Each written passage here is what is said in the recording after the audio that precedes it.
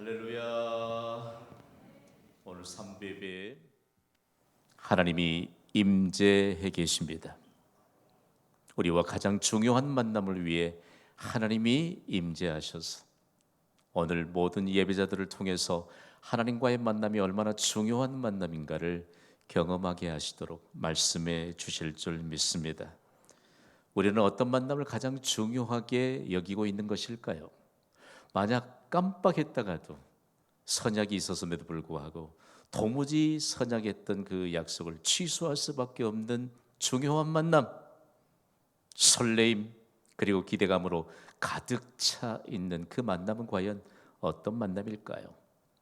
구원받은 그리스도인이라면 틀림없이 가장 중요한 만남에 대해서 이렇게 대답할 것입니다. 가장 중요한 만남은 하나님과의 만남입니다. 인류 역사상 언제든지 어디에서든지 가장 중요한 만남은 하나님과의 만남입니다. 오늘 우리는 가장 중요한 만남인 하나님과의 만남의 장소에 와 있고 그리고 만남의 시간을 갖고 있습니다. 하나님과의 만남을 통해서 역사적인 인물이 된 수많은 사람들이 있습니다. 그게 제 마음속에 새겨져 있고 언제나 영적 롤모델이 되고 있는 한 분이 있는데 다름 아닌 그는 마틴 루터 킹이라고 하는 이름을 가진 목사님이십니다. 그가 하나님을 만난 경험으로 수많은 사람들에게 가장 중요한 만남이 무엇인가를 깨우쳐 주었거든요. 가장 중요한 만남, 하나님과의 만남, 계속되는 이 만남의 경험을 통해서 그는 이런 고백을 남겼습니다. 함께 읽어보실까요? 시작. 목숨을 바칠 만한 일을 찾지 못한 사람은 헛된 삶을 사는 것이다. 여러분, 우리가 목숨을 바쳐야 될 만남은 하나님과의 만남입니다. 그가 일평생 동안 수많은 사람들을 흔들어 깨웠는데 우리가 목숨을 바쳐야 될 것은 바로 하나님과의 만남이다. 왜냐하면 하나님과의 만남이 가장 중요한 만남이기 때문입니다. 그가요 어느 날 워싱턴 DC에 있는 한 레스토랑에 식사를 하기 위해 들어가던 길이었습니다. 그 식당에서 일하는 한 직원이 계속해서 뭔가를 빗자루로 쓸면서 매우 불만스러운 표정으로 차마 입에 담아서는 안 될 욕설을 계속해서 해대는 것이었습니다. 이때 마틴 루터 킹 목사가 청년에게 다가가서 어깨를 딱 감싸면서 이런 말을 건넸습니다. 이보시오 청년, 사람이 일할 수 있는 것이 얼마나 큰 축복인 것을 아십니까? 자신이 하는 일을 마치 베토벤이 작곡을 하듯이 마치 괴테가 시를 쓰듯이 즐겁게 할 수 없을까요? 이 말을 들은 청년이요 순간 표정이 바뀌더니 마틴 루터킹 목사에게 이렇게 질문했습니다. 어떻게 하면 즐겁게 일을 할 수 있겠습니까? 이때 마틴 루터킹 목사가 청년에게 힘주어 말했습니다. 우리를 위해 목숨을 바치신 예수님을 만나면 모든 일이 즐거움이 됩니다. 비로소 목숨을 바친 만한 일을 찾게 됩니다. 여러분 이거 아세요? 예수님은 우리의 구원을 위해 그 고귀한 생명을 십자가에 희생하셨습니다. 우리가 이 진리를 망각하고 사니까 우리의 삶 속에 즐거움이 사라진 거예요. 오늘 공동체 회복 캠페인 두 번째 시간에 우리 모두가 함께 목숨을 바칠 만한 일이 하나님과의 만남이요. 하나님과의 만남이 가장 중요한 만남인 것을 고백할 수 있는 전환점이 될 수 있게 되기를 간절히 소망합니다. 사실 마틴 루터 킹 목사가 활동하던 시대의 미 대륙은요. 검은 피부를 가진 사람들이 자신들을 차별하는 사람들을 향해 분노의 목소리를 높이던 때가 아닙니까? 우리가 저들을 향해 폭력으로 맞서자. 그리고 우리가 할 수 있는 한 저들에게 안갚음을 해주자라고 하는 그런 일에 목숨을 바쳤던 사람들입니다. 그런데 마틴 루터 킹 목사는 그야말로 우리가 목숨을 바칠 일은 하나님을 만나는 일이다. 그러면서 비폭력을 주장하게 될 때 그들의 마음이 열리기 시작했습니다. 그들이 목숨을 걸고 분노에 찬 목소리를 높이던 그들이 순간 분노의 목소리를 가라앉히고 하나님을 찾기 시작했습니다. 가장 중요한 만남인 하나님과의 만남의 장소에서 그들은 정말 가치 있는 인생을 살아갈 수 있는 인생의 전환점을 찾을 수 있었다는 말씀입니다. 오늘 3부 예배를 섬기는 예배자 여러분, 우리에게 목숨을 바칠 만한 일은 과연 무엇입니까? 우리 인생의 가장 중요한 만남인 하나님과의 만남에 목숨을 바친다면 오늘 우리의 인생에 놀라운 하나님의 역사가 펼쳐지게 될 줄 믿습니다. 가장 중요한 만남, 하나님과의 만남의 시작은 예배입니다. 하나님은 예배 시간에 복을 주십니다. 하나님을 진지하게 만납시다. 성경은요, 가장 중요한 만남인 하나님과의 만남인 예배를 통해서 온 세상을 충격의 도가니에 빠뜨리고 그리고 수많은 사람들을 가치 있는 인생을 살아가도록 하나님을 만나게 했던 축복의 사람을 소개하고 있습니다. 이 사람은 이스라엘이라고 하는 국가를 통치하던 왕이었습니다. 여러분, 한 국가를 통치하는 왕은 자신이 가진 왕권이 제일 아니겠습니까? 그런데 자신이 가진 왕권보다도 더 중요한 일이 다름 아닌 하나님과의 만남이다. 그래서 그는요, 인류 역사상 전무후무한 가장 긴 예배 행렬을 통해서 하나님과의 만남을 온 세상에 보여주었던 축복의 사람으로 기억되고 있습니다. 혹시 그 사람이 누군 줄 아세요? 이스라엘 왕이었던 솔로몬입니다. 솔로몬 왕이 하나님의 성전을 건축하면서 완공되기를 기다렸습니다. 솔로몬 왕의 아버지가 다윗 왕이잖아요. 하나님이 다윗 왕에게 은혜를 주셔서 성전 지을 준비를 다 해놓으셨습니다. 차고 넘치게 해놓으셨습니다. 솔로몬은 그저 기도의 손을 모으면서 성전이 완공되기를 기다리기만 하면 돼요. 하나님의 영광이 가득한 하나님의 성전에 가서 가장 중요한 만남인 하나님과의 만남에 관한 내용들을 마음껏 펼치며 나라를 통치하고 온 국민들을 복받게 하는 것으로 준비하면 됩니다. 그러나 완공을 기다리면서 솔로몬이 하나님의 감동을 받습니다. 내가 하나님께 감사의 예물을 1,000마리 예물을 준비해서 하나님 앞에 1,000번제를 드려야 되겠다. 그런데 그가 왕으로 통치하고 머물던 예루살렘에는 1,000마리의 제물을 한꺼번에 하나님 앞에 정결하게 씻어서 드릴 만한 제단이 없었습니다. 그래서 그는 예루살렘으로부터 10km 정도 떨어진 기브온에 한꺼번에 1,000마리의 제물을 하나님께 드릴 수 있는 번제단이 있는 것을 그가 알고 기브온까지 왕과 신하가 온통 예배 준비를 하고 긴 행렬을 따라서 하나님을 만나러 갔습니다. 그때 그 장면이요, 인류 역사상 한 국가의 통치자가 신하들과 그리고 하나님께 드릴 예배를 준비해서 10km 떨어진 곳을 함께 걸어서 예배 행렬로 온 백성들에게 드러내주게 될 때 그처럼 아름다운 모습이 없었다는 얘기죠. 그러면서 그 밤에 하나님께서 그가 드렸던 예배를 기쁘게 받으시고 꿈에 솔로몬에게 나타나셔서 이렇게 물으셨습니다. 하나님이 이르시되 내가 내게 무엇을 줄고 너는 구하라. 우리가 하나님의 말씀을 받습니다. 하나님은요, 예배자에게 초점을 맞추십니다. 오늘 3배배를 드리는 예배자 여러분, 예배 시간에 하나님을 진지하게 만나시기를 바랍니다. 하나님이 예배자인 나에게 물으십니다. 내가 내게 무엇을 줄고 너는 구하라. 아멘. 솔로몬이 만약에 하나님의 이런 음성을 듣고 솔로몬이 하나님께 무엇을 구했을까요? 참 성경은 너무너무 감동적인 내용들을 우리에게 가르쳐 줍니다. 솔로몬이 그의 아버지인 다윗에게 은혜를 베풀어 주셨던 것처럼 자신에 대해서도 은혜를 베풀어 주신 하나님께 감사했습니다. 믿음의 부모 여러분, 기도의 끈을 늦추지 마세요. 여러분 때에 하나님의 은혜가 임하였다면 여러분의 자손대에 하나님의 은혜가 임하도록 쉼 없이 기도하시기를 바랍니다. 나의 아버지 다윗 왕에게 주셨던 그 은혜를 내게도 베풀어 주심을 감사합니다. 또 한 가지 솔로몬이 감사했던 것은요, 이스라엘 백성들이 하나님이 은혜를 베풀어 주심으로 말미암아 셀 수 없이 많은 수많은 백성들이 되게 하신 것을 감사했습니다.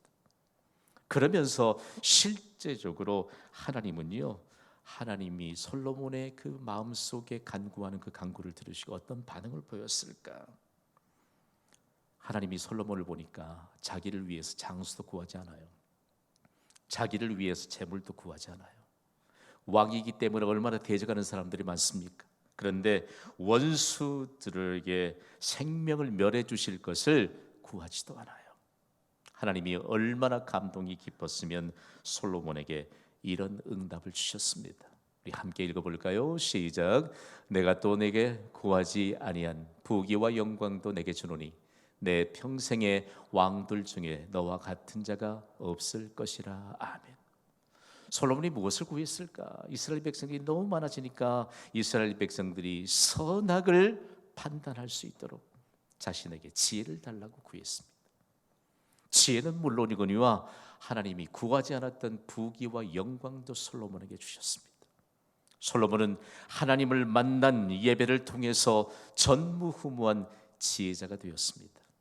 그리고 전무후무한 부귀와 영광을 누릴 수 있었습니다.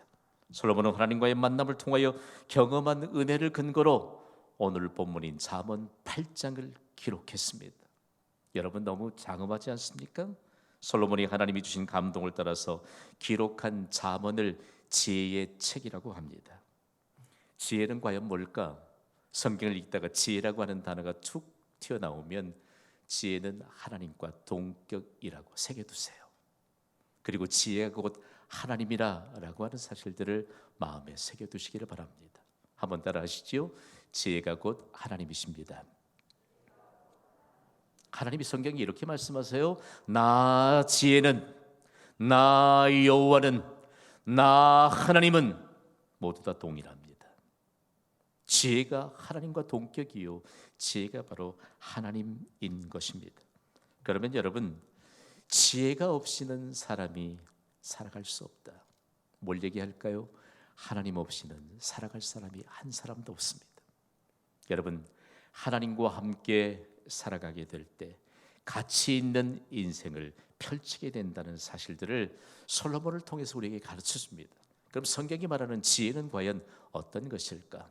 구약 성경은요, 구약의 원문인 히브리어의 호크마라고 하는 단어로 기록하고 있습니다. 지혜지요. 지혜는 호크마예요. 호크마는 삶에 필요한 기술이나 전략을 일컫습니다. 여러분, 우리가 삶을 살아가게 될 때 인생을 살기 위해 기술이 필요해요. 전략이 필요해요. 이게 호크마예요. 그런데 이것을 누가 주시느냐? 하나님이 주십니다. 그런데 구약 시대의 지혜가 신약의 원문인 헬라어를 통해서 신약 시대에 소피아라고 하는 단어를 통해서 지혜가 완성되었습니다. 그리고 온 세상에 드러나게 된 것이죠. 지혜는요, 모든 것을 선한 일에 사용하는 안내자입니다. 뭘 얘기할까요? 여러분, 우리에게 있는 모든 것을 선한 일에 사용하는 자에게 아름다운 결과물이 있습니다. 내게 주신 건강, 내게 주신 물질, 내게 주신 재능, 내게 맡겨주신 모든 것을 선한 일에만 사용하십시오.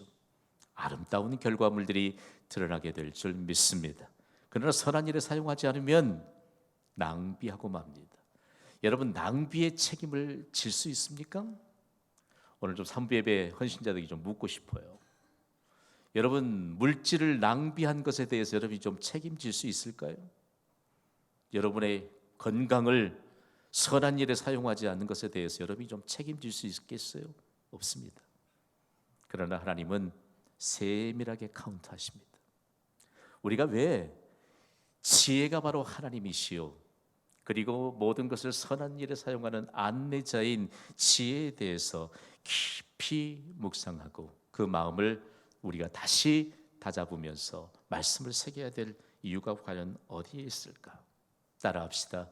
하나님을 찾는 자는 복이 있나니. 솔로몬은요, 예배 모범이에요. 그를 따르던 신하들도 솔로몬과 함께 하나님을 찾았는데, 하나님과의 만남의 장소를 통해서 진지하게 하나님을 만났는데 축복의 인생을 살게 되었습니다. 대단히 중요합니다. 하나님은 우리를 사랑하십니다. 믿습니까? 우리가 하나님이 우리를 사랑하신다, 이건 대단히 중요한 거예요. 하나님이 우리를 사랑하십니다. 그러므로 하나님이 우리에게 사랑을 요구하십니다. 우리가 오늘 정말 첫 번째 단추를 꿰야 할 것은 하나님이 요구하시는 사랑이 과연 무엇인가라고 하는 사실입니다. 하나님을 사랑하는 것이 우리에게 있어서 그 무엇보다 중요해요. 오늘 본문인 잠언 8장 17절은 그에 대한 비밀을 담고 있습니다. 잠언 8장 17절을 함께 읽습니다. 시작. 나를 사랑하는 자들이 나의 사랑을 입으며 나를 간절히 찾는 자가 나를 만날 것이니라. 아멘. 하나님을 사랑하는 것 그리고 하나님을 찾는 것은 두 개가 아닙니다. 마치 동전의 양면처럼 하나입니다. 여러분, 하나님을 사랑하십니까? 하나님을 찾는 것으로 증명되어야 할 줄 믿습니다.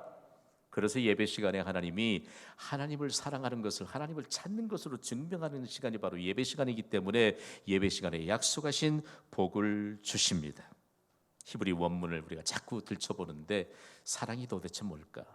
그리고 하나님이 왜 우리에게 사랑을 요구하시는데 하나님이 요구하시는 사랑이 뭘까? 여러분, 사랑 그 자체는요, 아하바예요. 아하바. 사랑이에요, 사랑. 아하바가 사랑인데 하나님이 우리에게 사랑을 요구하시잖아요. 하나님을 사랑하는 자에게 사랑을 입혀주실 것이라고 말씀하시는데 하나님이 우리에게 요구하시는 사랑은 아헤브입니다. 이것이 무슨 뜻이냐? 사랑에 빠지는 것입니다. 여러분, 하나님을 사랑합시다. 하나님과의 사랑에 빠집시다. 그러면 하나님과의 우리의 관계가 최상의 관계가 됩니다. 하나님이 약속하신 복은요, 하나님과 사랑에 빠져든 한 사람 믿음의 사람들과의 최상의 관계가 형성될 때 하나님은 우리에게 어떤 힘을 주시느냐? 의미 있는 인생을 살게 하는 힘을 불어넣어 주십니다. 이것을 예서 해석하자면 영적 에너지예요. 여러분, 우리가 의미 있는 인생을 살게 하는 힘은 하나님을 사랑하는 자에게 임한다는 사실입니다. 우리가 어떻게 하면 의미 있는 인생을 살까? 오늘 1부 예배부터 3부 예배까지 수많은 예배자들이 이곳을 찾아가지만 의미 있는 인생을 살게 하는 힘을 공급받을 수 있게 되기를 간절히 소원합니다. 하나님과의 사랑에 빠지는 것입니다. 하나님과의 사랑에 빠지면 과연 어떤 결과를 가져오게 될 것인가라고 하는 사실인데요. 참 히브리인들이 이 사랑에 대한 교육들을 하면서 자녀들과 부모와의도 대화로 이 문제들을 다시 한번 점검했고 서로 간의 대화 가운데서도 반드시 묻고 답하는 것이 그들만의 가진 교육의 특징과 장점이 아니겠습니까? 제가 여러분에게 묻습니다. 무엇을 가장 사랑하십니까? 제가 답을 가르쳐 드릴게요. 무엇보다도 하나님을 가장 사랑합니다. 대답할 수 있겠지요? 무엇을 가장 사랑하십니까?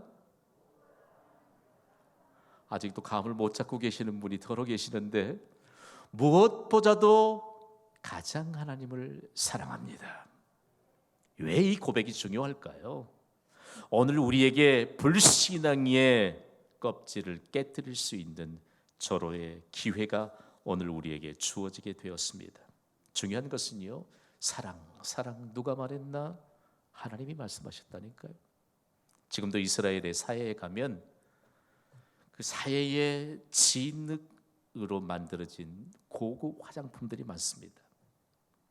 최고로 신뢰를 받는 화장품 브랜드는 이스라엘 자국뿐만 아니고 전 세계적으로 그 권위를 인정받습니다. 그 브랜드가 뭐지요? 아하바예요. 어디 면세점에 가셔서 아하바라고 하는 화장품 브랜드를 보면 사랑이구나, 사랑. 하나님이 하나님과의 사랑에 빠져드는 우리 개개인을 하나님이 명품, 영적 브랜드가 되게 하십니다. 우리를 바라보면요, 모든 사람들이 영광과 존귀로 우리를 호위해 주시는 영광스러운 축복의 사람으로 하나님이 보장해 주십니다. 중요하죠.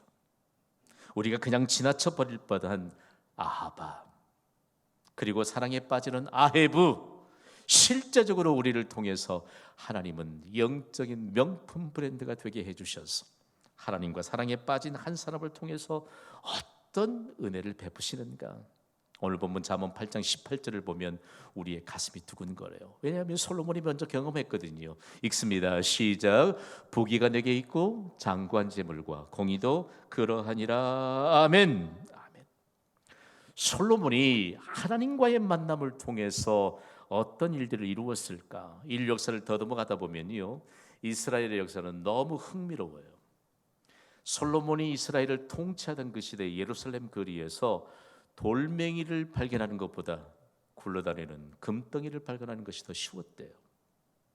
하나님이 전무후무한 부귀 영화를 솔로몬에게 맡겨주셨습니다. 그런데 그것이 어떻게 유지되었느냐? 하나님과의 만남을 통해서 유지되게 하셨습니다. 여러분, 오늘 여러분이 예배 자리에 나오셨는데 잘 오셨어요.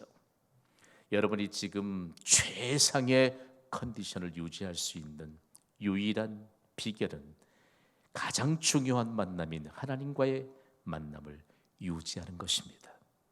그리고 확대시키는 것입니다. 우리의 가정에 가면 우리의 가족들에게 가장 중요한 만남이 하나님과의 만남인 것을 보여주시고 확대시켜 가세요. 얼마나 큰 하나님의 역사가 임할까?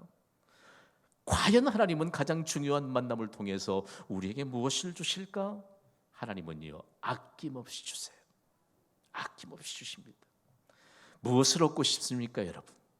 무엇으로 여러분의 곳간을 가득 채우고 싶습니까? 무엇보다도 먼저 하나님과의 만남을 가장 중요한 만남으로 확정 지으시고 하나님과의 사랑에 빠지시기 바랍니다. 왜요? 솔로몬은 그의 경험으로 오늘 본문인 잠언 8장 21절에 이렇게 우리에게 전달합니다. 읽습니다. 시작. 이는 나를 사랑하는 자가 재물을 얻어서 그 곳간에 채우게 하려 함이니라. 아멘. 하나님을 사랑하는 자에겐 모든 것이 충분합니다. 왜냐하면 하나님께 부족함이 없기 때문입니다. 솔로몬이 어떻게 이런 귀중한 믿음을 그야말로 계속적으로 하나님과의 만남을 통해서 유지할 수 있었을까요? 사실 솔로몬의 믿음은 그의 아버지였던 다윗 왕이 고백하고 그리고 경험했던 믿음을 그대로 전수받은 것입니다. 다윗 왕은 부족함이 없으신 하나님을 만나면서 일평생 동안 이 노래 가사로 살았거든요. 함께 우리 마치 기쁨의 노래를 부르듯이 읽습니다. 시작. 여호와는 나의 목자시니 내게 부족함이 없으리로다. 아멘. 믿음으로 받으셨으면 아멘 하시기 바랍니다. 하나님을 만나기만 하면 부족함이 없이 아낌없이 주시는 하나님의 은혜를 경험할 수 있습니다. 우리 좀 빚이 있어도 괜찮아요. 우리 하나님께는 부족함이 없기 때문입니다. 우리 건강이 좀 약해도 괜찮아요. 하나님은 부족함이 없기 때문입니다. 우리가 하나님을 진지하게 만나지 못하기 때문에 하나님이 우리에게 만남을 통해서 부족함이 없이 아낌없이 주시는 그 하나님의 실제를 경험하지 못하기 때문에 우리의 연약함만 바라보면서 내 부족함만 생각하면서 부족함이 없으신 하나님의 은혜를 경험하지 못한 채 살아가는 이 시대의 그리스도인들을 향해서 말씀합니다. 여호와는 나의 목자시니 내게 부족함이 없으리로다. 아멘. 하나님과의 만남을 가장 중요한 만남으로 확정지었던 믿음의 사람들은 이 노래를 공통적으로 불렀습니다. 우리의 노래가 되시기를 주님의 이름으로 축복합니다. 다윗은요 몇 번째 아들이었죠? 2세 8번째 아들이에요. 고대 사회에서 아들 많은 아들이 8이라 되는데 그 아들 중에 8번째 아들은 관심도 받을 수가 없어요. 그러나 하나님은 그의 아버지의 양을 치던 다윗이 하나님과의 만남이 가장 중요한 만남인 것을 믿음으로 고백할 때 그를 이스라엘의 왕이 되게 하셨습니다. 그리고 그의 아들인 솔로몬에게 하나님과의 만남을 통해서 부족함이 없게 하시는 하나님의 은혜가 유지되는 믿음의 모범을 남겼습니다. 오늘 부족함이 없게 하시는 하나님의 은혜 가운데 살게 된 것이 가장 큰 복인 줄 믿습니다. 다윗이 부족함이 없는 하나님의 은혜를 경험하면서 그가 했던 일이 뭐지요? 민족 복음화를 이루었던 것입니다. 구약 시대에 이것이 끝났다면 이 말씀은 조금 효력이 떨어졌을지도 몰라요. 신약 시대에 예수님을 핍박했던 바울이라고 하는 사람이 다메섹으로 가는 길에 부활하신 예수님을 만났잖아요. 하나님의 실제이신 예수님을 만나고 난 이후에 그는 부족함이 없이 아낌없이 주시는 하나님을 매 순간마다 경험했습니다. 그리고 그의 경험으로 로마서 8장 32절을 통해서 우리에게 이렇게 전달합니다. 우리 소리 높이 함께 읽어볼까요? 시작. 자기 아들을 아끼지 아니하시고 우리 모든 사람을 위하여 내주시니가 어찌 그 아들과 함께 모든 것을 우리에게 주시지 아니하겠느냐. 아멘. 바울의 아버지는 부자였습니다.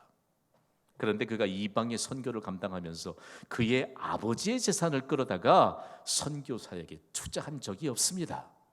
하나님은 부족함이 없이 그 아들과 함께 모든 것을 우리에게 주시지 않겠느냐. 사도 바울이 경험한 믿음의 고백입니다. 여러분, 하나님께 가장 귀한 것이 무엇입니까? 하나님의 외아들 예수님 아닙니까? 하나님께 가장 큰 것이 무엇입니까? 하나님의 외아들 예수님이 아니십니까? 우리가 구하는 것은요, 하나님께 가장 귀하고 하나님께 가장 큰 예수님에 비교할 바가 되지 않을 만큼 작습니다. 여러분, 하나님과의 만남을 통해서 아낌없이 주시는 하나님의 은혜가 우리의 일평생 동안 지속되기를 주님의 이름으로 축복합니다. 십자가를 바라볼 때마다 우리에게 아낌없이 주시는 하나님, 가장 귀하고 가장 큰 예수님을 우리의 구원을 위해 십자가에 내주신 그 하나님은 우리에게 아낌없이 부족함이 없이 우리에게 주시는 하나님이신 줄 믿습니다. 하나님과의 만남이 가장 중요해요. 가장 중요한 만남을 통해서 하나님이 어떤 축복의 결과를 우리에게 드러내 주실까? 가장 중요한 만남인 하나님과의 만남은 그 어떤 것과도 바꾸지 않았던 주님 다시 오실 때까지 믿음의 모범으로 하나님이 인쳐주신 사람들이 있습니다. 청교도들입니다. 청교도 후손들을 통해서 그야말로 값진 믿음의 유산들이 우리에게도 계속해서 전수되었잖아요, 여러분. 그러면 청교도들에게는 청교도 정신이 있습니다. 그들이 세계 제1의 국가를 이룰 수 있었고 세계 선교를 하나님으로부터 맡을 수 있었던 그들에게 있어서 청교도 정신은 무엇일까? 잘 들으십시오. 우리가 굶어 죽는 한이 있더라도 하나님 앞에 먼저 예배드리겠다는 것이 청교도 정신입니다.